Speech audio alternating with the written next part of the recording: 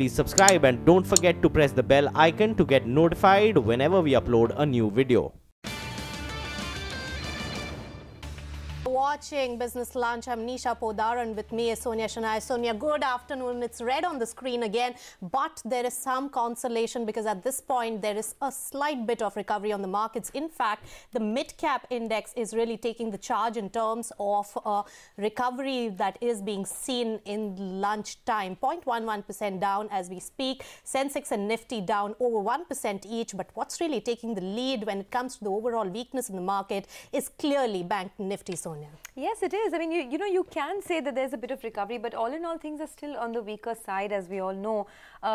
It's become a very, very volatile market right now. Nobody wants to take a decisive trend either way. And most technical experts have told us that if there is any rally, then that deserves getting sold into. In fact, if you look at the list of gainers and losers, it's the banking stocks that are all under pressure. Of course, the advanced decline ratio is now getting ready to crisscross, but there's still a lot of pressure in the banking space. The Bank Nifty is still down about 1.5%. Things not looking that good across the globe either. Asian markets have tumbled following the sharp sell-off in the US markets. In the latest development, the US government has officially shut down as the Congress has failed to pass the spending bill in time. European futures also point to a relatively mixed open today.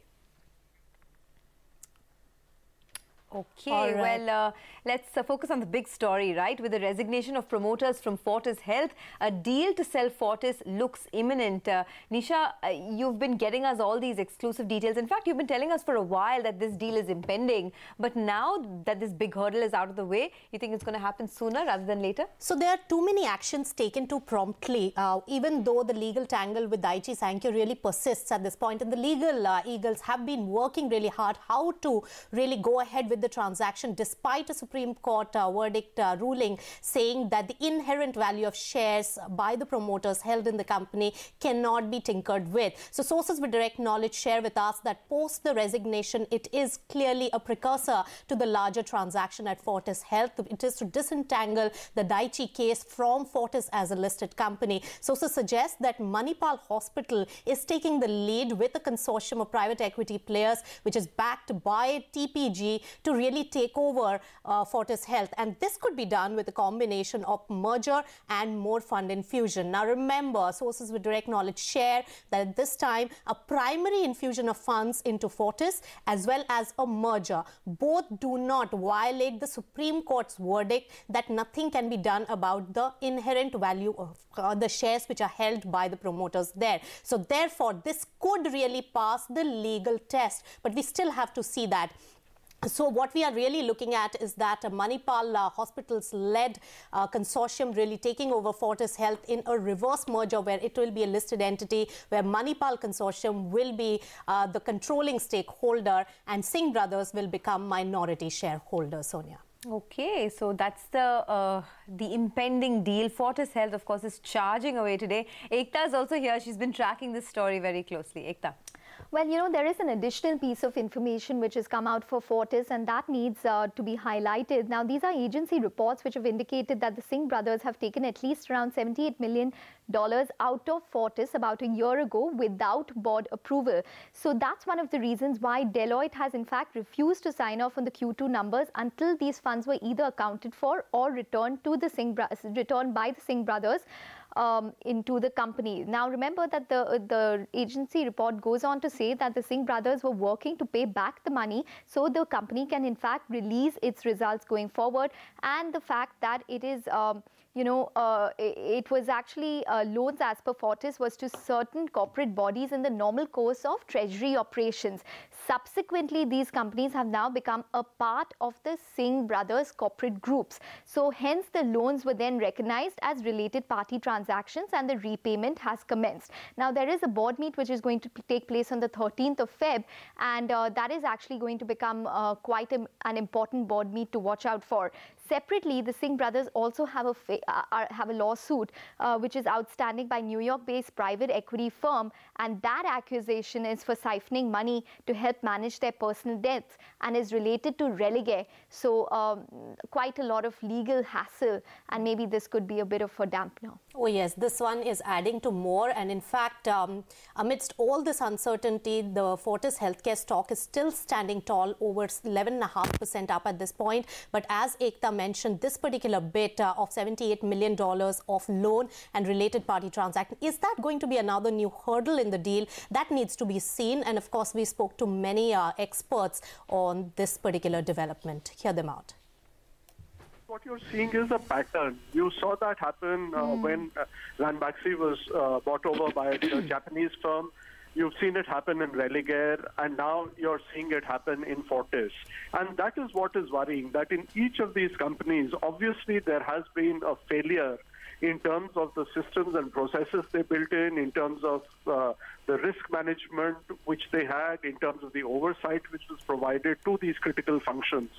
And unless those are corrected, and it could be that you kind of cut the umbilical cord with the existing promoters, you're quite likely to see this appear in another form and shape in another instance.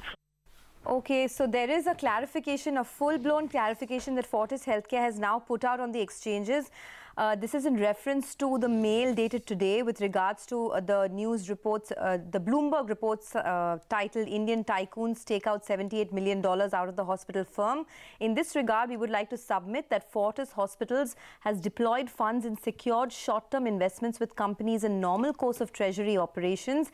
These entities, as on the quarter ended December 31st, have become part of the promoter group due to a shareholding change in those entities.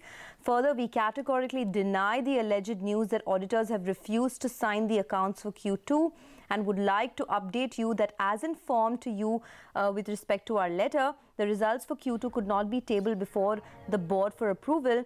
They have categorically denied the news that auditors have refused to sign the accounts for Q2. So this is the clarification that is coming in from Fortis Healthcare that has just been uploaded on the exchanges now. And on the back of this particular clarification, the stock has gone up further from 11.5% up. It is now over 16% up. So it is coming in definitely as a good news, because probably it will clear the roadblock. They also say, importantly, that the loans have been recognized as related party transactions in compliance with necessary regulatory requirements.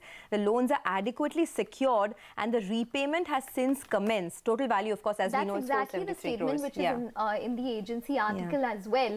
But I just want to, maybe we should get a statement in eventually from Deloitte as well to put their, to basically put their perspective on the table as well. But I think, yes, it should be a relief rally. If you could just give me a couple of minutes while I pull up the press release as well. If Sonia, any more Sure. details? No, this is pretty much what they're saying. So, as you said rightly, it's a relief that is expected to come in on the stock. Of course, the stock has been surging ever since the news of the resignation came through. It hasn't really given up any of its gains. But now the clarification has come through saying that, they deny the news, etc. And also the fact that, the loans are adequately secured and repayment since commenced. So this is pretty much just a basic clarification that the company has come out with. So I think that just based on this, the last board meet where they did delay the Q2 numbers, and that was because of the RHT process and the restructuring that they had announced at that point in time.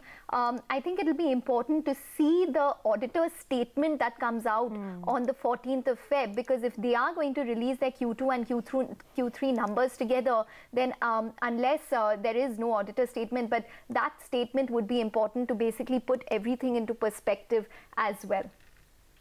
Okay, well, yeah, that's pretty much what we've gotten at this point in time. So the stock still seeing a huge relief rally. But I just want to add that there were one of the experts who came on the channel earlier, and he was talking about all of these developments.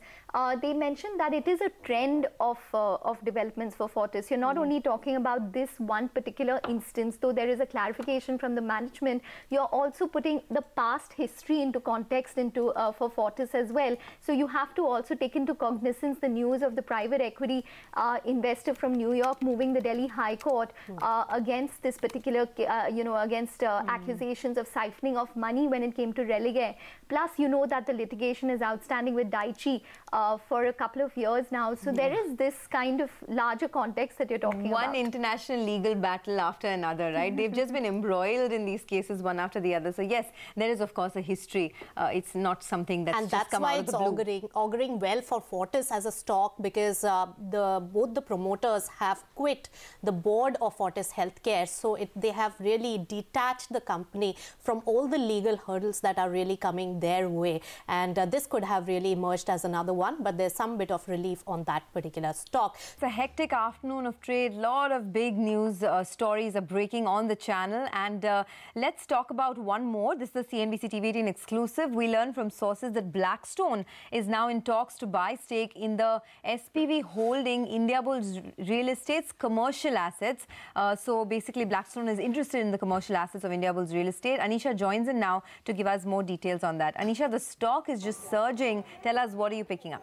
Well, the stock is surging, Sonia, because the valuations look quite attractive. As you mentioned, the story is that Blackstone is looking to invest into the real estate wing of Indiabulls Group. In fact, the commercial assets of Indiabulls Real Estate are expected to put into a special purpose vehicle or SPV, and then Blackstone is expected to hold a minority stake in that particular special purpose vehicle. Now, remember, the commercial assets of the company have been doing well, and that's why they've seen a lot of interest from a lot of players. In fact, the likes of Brookfield and JIC also had shown interest to take stake in that particular SPV, but it looks like that Blackstone is in the fray as well and is likely to be the contender who's going to take part in this deal. In fact, in terms of the valuation, we understand that Blackstone might be able to infuse somewhere around $400 to $600 million into Indiabulls Real Estate by taking a minority stake in the SPV.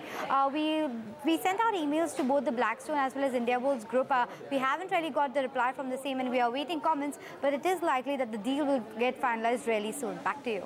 All right, thanks for that, Anisha. Of course, Blackstone in the past has become one of the largest portfolio holders of real estate assets in the company, and this will do two things for Indiabulls Real Estate, really, and that's why the stock is rising. It will value unlock the commercial assets, and the second bit is that it will give them money faster than any other, instrument like a REITs could have done. Even though REITs for commercial real estate can be doing well, but it would really take its own time, and REITs really haven't taken off. So Blackstone could really benefit from that particular aspect as well. Let's shift focus to the earnings central then, and what is the big earning of the day that is lined up is coming in from the auto space. Mahindra & Mahindra, that's really subdued in trade ahead of the numbers, and Sonia has all the numbers that we are expecting. Tell us, Sonia. Well, expected to be a good quarter from M&M. We are expecting the numbers around 4 o'clock or so. The strong showing comes in from both the tractors as well as the utility vehicle sector. Of course, the tractor makers have done quite well, and that will lead to better margins as well, because it's a high margin business. So we're expecting the EBITDA to go up by almost about 16% or so, to come in at close to 1,700 odd crores. Now the prognosis of the tractor business is also quite strong, because the volume growth so far has been pretty impressive, and that's why we're expecting even going ahead. Remember, last quarter the tractor business saw margins of almost 20%, much better than what we've seen in the last many quarters, and we're expecting that positive trend to continue. All right, so positive set of numbers there is expected from Mahindra & Mahindra, but Sona Koyo Q3 numbers are out, 11.9% uptick on the net profit, 5.8 crore rupees. That stock is up 0.4% positive as the numbers really come out. Let's take it straight to a big global opinion. Global volatility really rattles the markets again, and CNBC spoke to Citi's Mohammad Apabhai to get a more detailed insight on what big brokerages are really advising clients to do after the big fall. What we're advising our clients is this is where you at those levels you'd be happy to roll down protection. I think what happens down there is you'd actually start seeing credit spreads widening out. So right now it's very much equity related. We're concerned about volatility. We've got some indicators which are flashing at their highest levels since the 2012 European credit crisis, which indicates that credit here is a very good risk reward from a short perspective, even against equities. So what we'd be looking to see is equities falling down to the regions that I mentioned earlier on. You'd start to see credit widening out. We think Fed fund futures for Jan 2019 actually are starting to look quite attractive. This is really what the market is concerned about, whether there really is a Powell put or not. And remember, every single time there's been a new Fed governor, the average fall in the market has been about 15%.